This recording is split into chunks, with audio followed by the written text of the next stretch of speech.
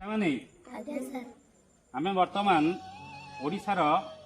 केतेक प्रसिद्ध साहित्यिक कवि ना सब कहवा और सेमानकर उपाधि कौन ता मध्य कहवा जहाँकि आम जीवन शैली रे प्रत्येक परीक्षा दरकार एमती कौन परीक्षा नहीं जहाँकि से परीक्षा से पाठ पढ़ेनि तेणु आम जन जन गोटी गोटी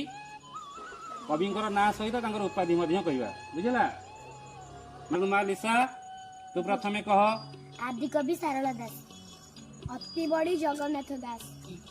कवि मधुसूदन राय, व्यास कवि फकीर मोहन सेनापति, कविवर राधानाथ राय, बाणीकंठ निमाई चरण हरिचंदन, ईश्वर कवि श्याम सुंदर दास, कवि शेखर चिंतामणि महांती, कवि मंदिर कृष्ण प्रसाद बसु, कवि सूर्यप्रदेव रथ, कांत कवि लक्ष्मीकांत महापात्र, सिद्धार्थ कवि अभिमन्यु सामंत सिंह, कवि चंद्र कालीचरण पट्टनायक, जातीय कवि वीरकिशोर दास, सम्राट उपेन्द्र भंज।